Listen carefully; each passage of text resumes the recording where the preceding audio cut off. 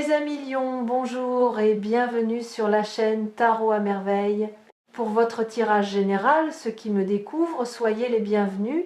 J'espère que vous allez bien. Allez, c'est parti. En ce moment même, pendant que vous écoutez ces mots, quelqu'un pense à vous. Pas vaguement, pas distraitement.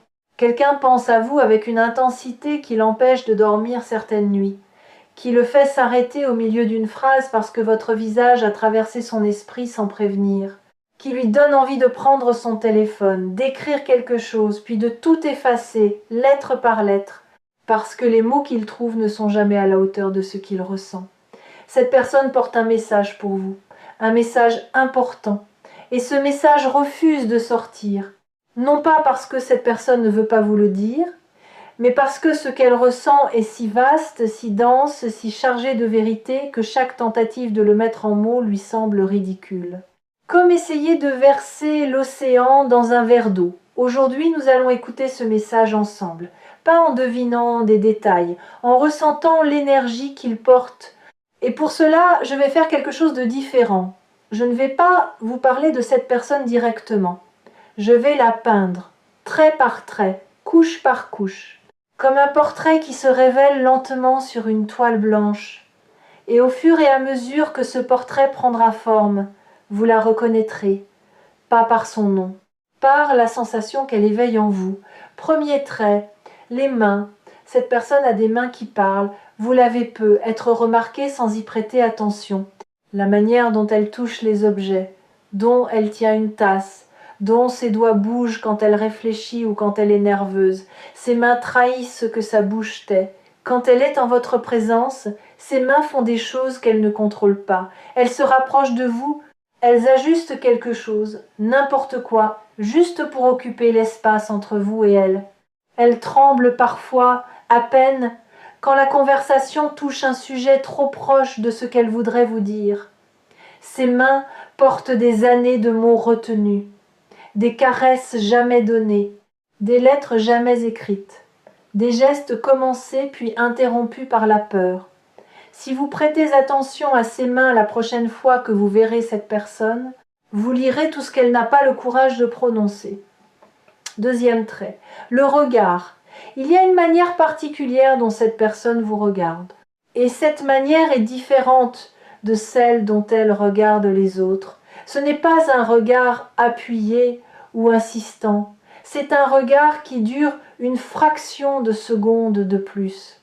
Juste assez pour que quelque chose passe. Pas assez pour que vous puissiez le nommer avec certitude. Vous l'avez senti, ce regard, peut-être en avez-vous douté immédiatement après. Peut-être vous êtes-vous dit que vous aviez imaginé cette intensité, que vous projetiez quelque chose qui n'existait pas. Mais non, vous n'avez rien imaginé. Ce regard est réel. Et ce qu'il contient est précisément le message que cette personne n'arrive pas à formuler. Dans ce regard, il y a de l'admiration. Pas l'admiration bruyante et démonstrative, l'admiration silencieuse de quelqu'un qui voit en vous des qualités que vous ne voyez pas en vous-même, qui est fasciné par votre manière de traverser les difficultés avec une grâce que vous ne mesurez pas, qui observe votre force et qui se dit, sans jamais l'exprimer, « Comment fait-il ? Comment fait-elle ? Comment peut-on porter autant de choses et rester encore debout, encore tendre, encore capable de rire ?» Ce regard porte aussi de la peur de vous perdre.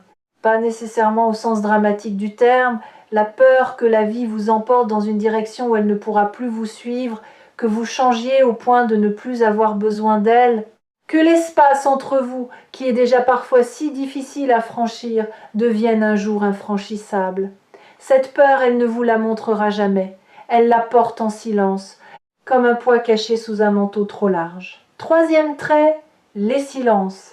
Vous avez partagé des silences avec cette personne, des silences qui n'étaient pas vides, des silences lourds d'une densité particulière, ces moments où la conversation s'arrête et où au lieu du malaise habituel il y a autre chose, une plénitude, une présence, comme si les mots n'étaient plus nécessaires parce que quelque chose de plus profond circulait entre vous. Ces silences sont rares. La plupart des gens les fuient. Ils les remplissent de bruit, de rires nerveux, de remarques sans importance. Mais entre vous et cette personne, ces silences ont été des cathédrales, des espaces sacrés où la vérité existait sans avoir besoin d'être dite. Et c'est dans ces silences que le message vivait le plus intensément. Parce que le message dont je parle n'est pas une phrase. Ce n'est pas un je t'aime ou un tu me manques ou un j'ai besoin de toi. C'est quelque chose de plus vaste que n'importe laquelle de ces formules.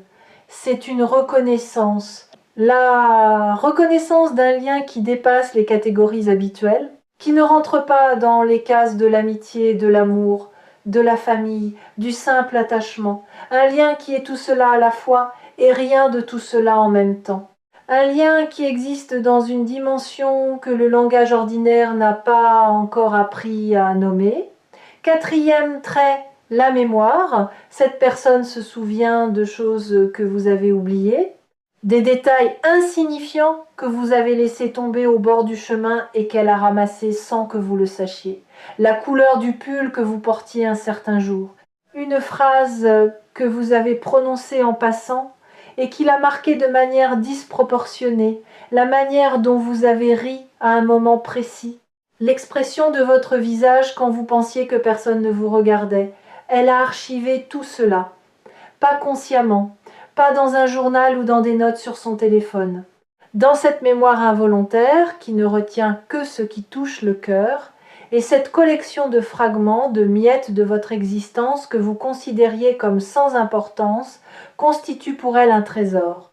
Un trésor qu'elle porte en secret et qu'elle n'osera peu être jamais vous montrer. Il y a quelque chose de bouleversant dans le fait d'être remembré par quelqu'un à ce point.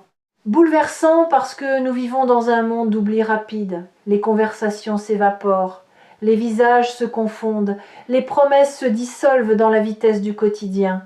Et pourtant, il existe une personne pour qui vous n'êtes pas un passage, pour qui vous n'êtes pas un visage parmi d'autres dans le flux incessant des jours. Vous êtes un ancrage, un point fixe dans son univers en mouvement. Et cette fixité, cette permanence que vous occupez dans l'esprit de quelqu'un d'autre, c'est l'une des formes les plus pures de l'amour. Pas l'amour spectacle, pas l'amour déclaration, l'amour attention, l'amour qui observe, qui retient, qui chérit en silence ce que les autres laissent filer. Et vous, de votre côté, sans le savoir, vous faites la même chose. Vous aussi, vous portez des fragments de cette personne. Des souvenirs que vous n'avez pas archivés volontairement, mais qui remontent parfois à des moments inattendus, en entendant une certaine musique, en passant devant un certain lieu, en sentant un certain parfum dans l'air. Ces résurgences ne sont pas des accidents de mémoire, ce sont des preuves que le lien existe dans les deux sens, que le fil qui vous relie est tendu des deux côtés, que le message ne circule pas dans un seul sens, mais dans les deux, même si aucun des deux n'ose encore le dire à voix haute. Pourquoi vous raconte-je tout cela? Pourquoi est-ce que je peins ce portrait avec autant de détails? Parce que le message que cette personne veut vous dire, vous ne pourrez le recevoir que si vous comprenez d'abord la profondeur du lieu d'où il vient. Un message n'est pas seulement des mots, c'est un paysage. C'est un écosystème entier, de sentiments, de souvenirs, de peur et d'espoir, qui convergent en un seul point d'expression. Et si vous recevez ce message sans voir le paysage qui le porte, vous le réduirez à sa surface. Vous entendrez les mots, mais vous manquerez la musique. Alors voici le message, tel que je le perçois, tel qu'il vibre dans l'énergie de cette lecture. Et je vous demande de l'écouter, non pas avec vos oreilles, mais avec cet endroit en vous qui reconnaît la vérité quand elle se présente. Le message est celui-ci. Vous avez compté, vous comptez, et vous compterez toujours. Cela semble simple, presque banal, dit comme ça. 3 phrases, quelques mots, mais ne vous y trompez pas. Les vérités les plus profondes tiennent rarement dans des paragraphes entiers. Elles tiennent dans des éclats, des fulgurances. Des mots si justes qu'ils n'ont besoin d'aucune décoration pour toucher l'endroit exact où ils doivent aller.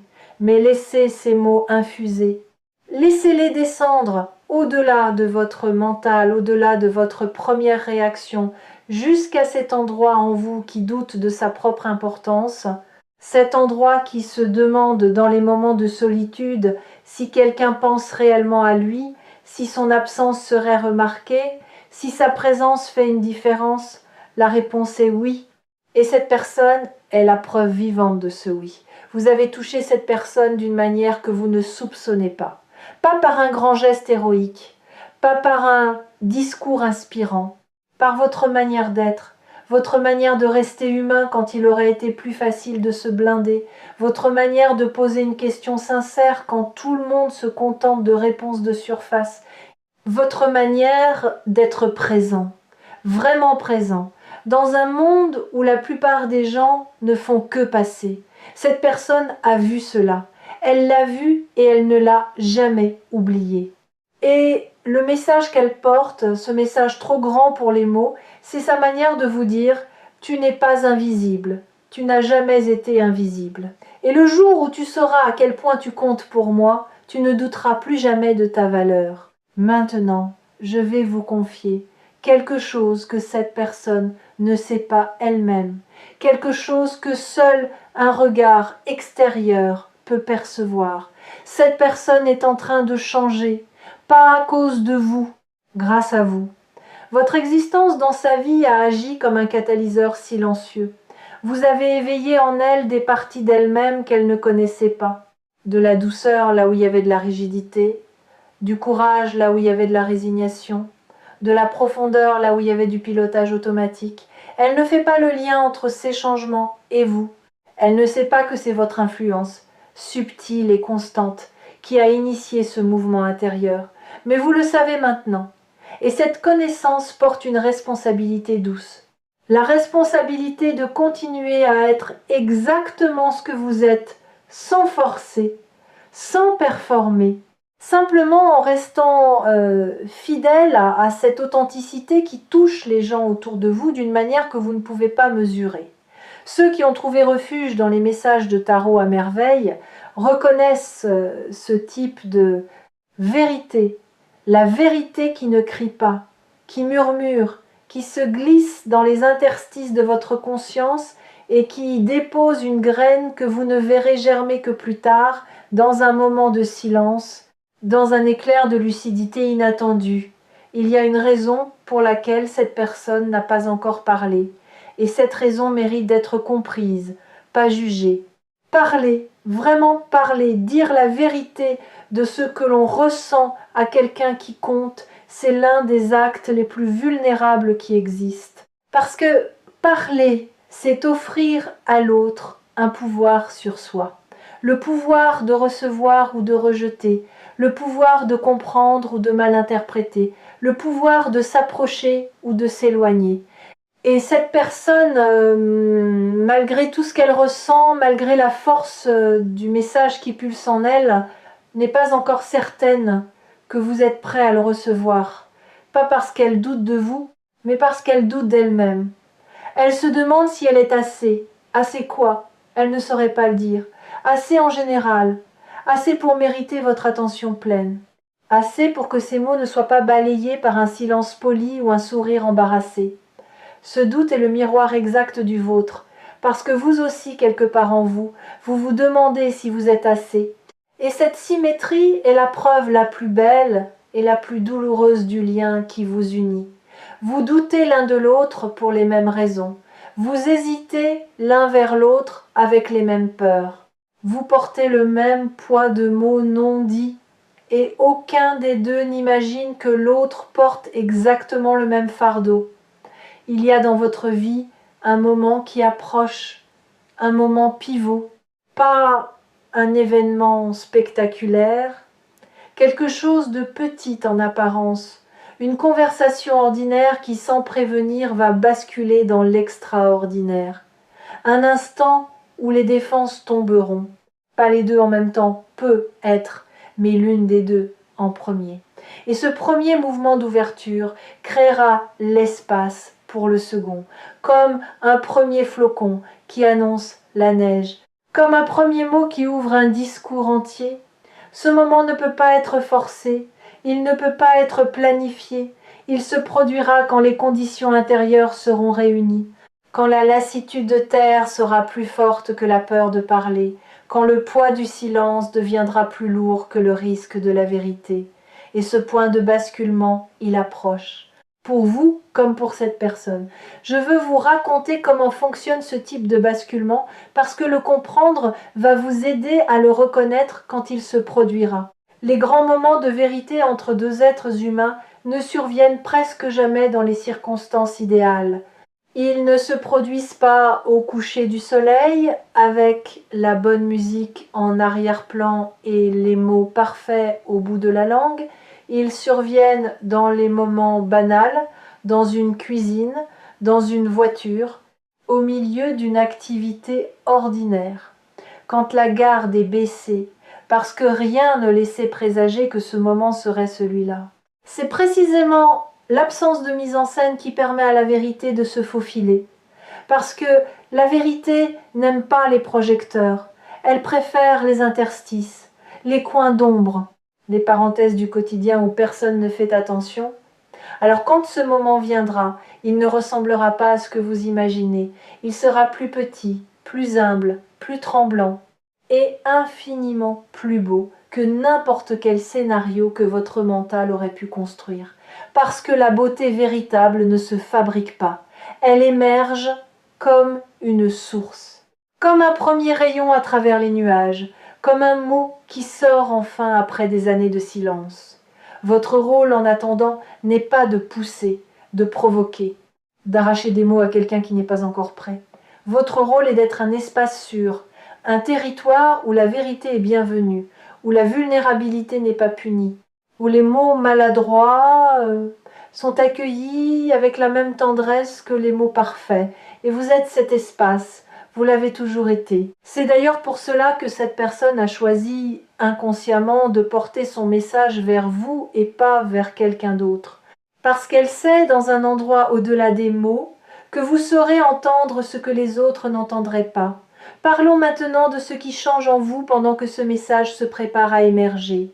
Parce que ce n'est pas seulement cette personne qui est en mouvement, vous aussi, vous êtes en train de développer une capacité nouvelle, ou plutôt de redécouvrir une capacité ancienne, la capacité d'écouter au-delà des mots, de percevoir l'intention derrière le geste, le besoin derrière la demande, la blessure derrière la colère. Cette capacité, vous l'avez toujours eue, mais la vie vous a appris à la mettre en sourdine, parce que ressentir autant était épuisant. Parce que comprendre les gens à ce niveau de profondeur vous exposait à leur douleur en plus de la vôtre. Aujourd'hui, cette capacité revient, mais elle revient différemment, plus mûre, plus équilibrée, accompagnée d'une sagesse que vous n'aviez pas la première fois. La sagesse de comprendre sans absorber, de ressentir sans se noyer, d'être empathique sans se perdre dans l'empathie. Cette version mature de votre sensibilité est un cadeau rare. Et c'est précisément ce cadeau qui vous permettra de recevoir le message de cette personne dans toute sa profondeur, sans le déformer, sans le minimiser, sans le fuir.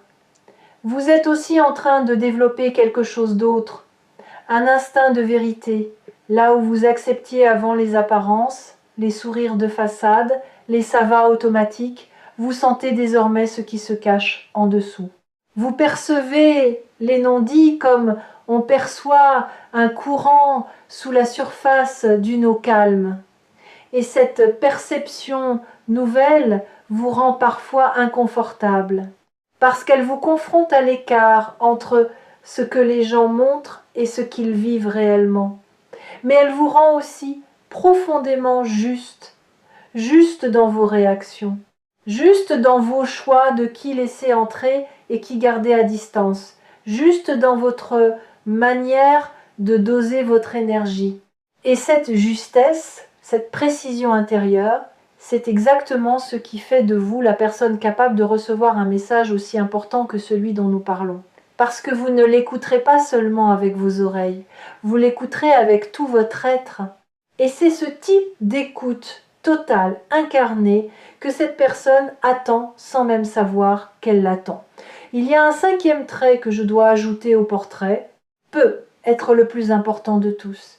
Cinquième trait, la constance silencieuse. Cette personne a été là, pas toujours au premier plan, pas toujours visible, mais là, dans les coulisses de votre vie, comme une lumière qu'on ne remarque que quand elle s'éteint. Elle a été là dans vos moments de joie, se réjouissant pour vous avec une sincérité que vous n'avez peu, être pas pleinement perçue. Elle a été là dans vos moments de chute, tendant une main discrète que vous avez peu, être à peine remarquée parce que vous étiez trop occupé à tomber. Elle a été là dans votre silence, dans votre absence même, continuant à penser à vous avec une fidélité que le temps n'a pas érodée. Cette constance est la forme la plus pure de ce que cette personne essaye de vous dire, parce que les mots peuvent mentir, les gestes peuvent être calculés, mais la constance, elle, ne triche pas.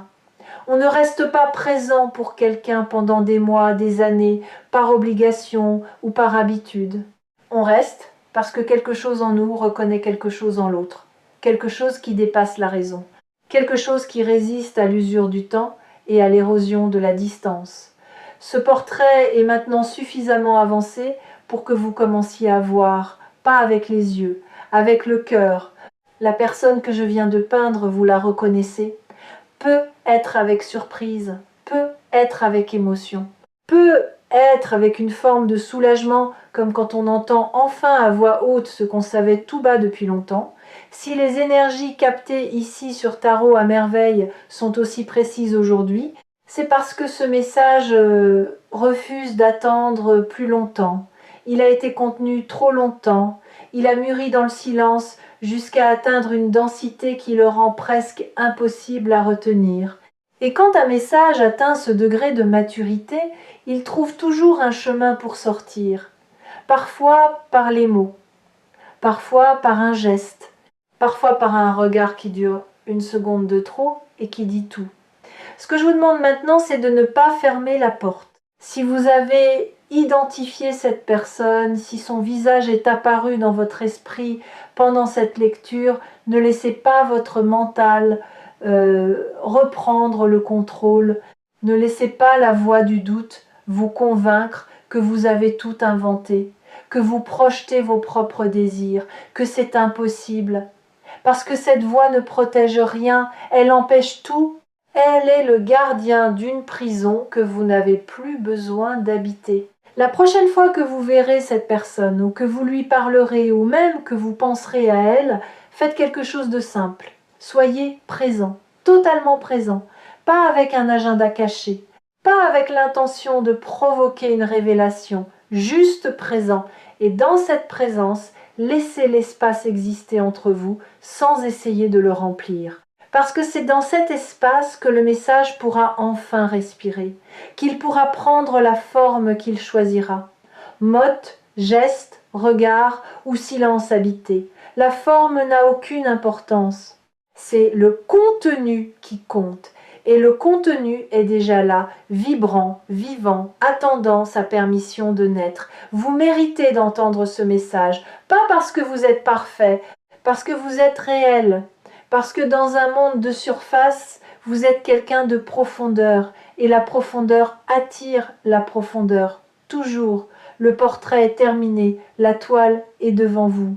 Et la personne qui vous regarde depuis cette toile a quelque chose à vous dire, quelque chose de très important, quelque chose qui, une fois dit, ne pourra plus être non dit, et qui changera la couleur de tout ce qui viendra après. Soyez prêts. Non pas en vous préparant à un discours ou à une confrontation, en préparant votre cœur à recevoir, en desserrant le poing que vous gardez fermé depuis si longtemps par peur de ce que l'ouverture pourrait coûter. Et croyez-moi, l'ouverture coûte toujours moins cher que la fermeture. Toujours. Parce que la fermeture vous protège peut être de la douleur, mais elle vous prive aussi de tout le reste, de la joie, de la connexion. De cette sensation irremplaçable d'être vu par quelqu'un qui vous connaît vraiment. Prenez soin de ce lien. il est plus précieux que vous ne le pensez. Et souvenez-vous que sur Tarot à merveille, chaque message est une porte, pas une réponse définitive, une porte. Et c'est vous qui décidez de la franchir. Celle-ci est ouverte. La personne de l'autre côté attend. Et ce qu'elle a à vous dire vaut chaque seconde de patience, chaque battement de cœur et chaque pas que vous ferez pour la rejoindre.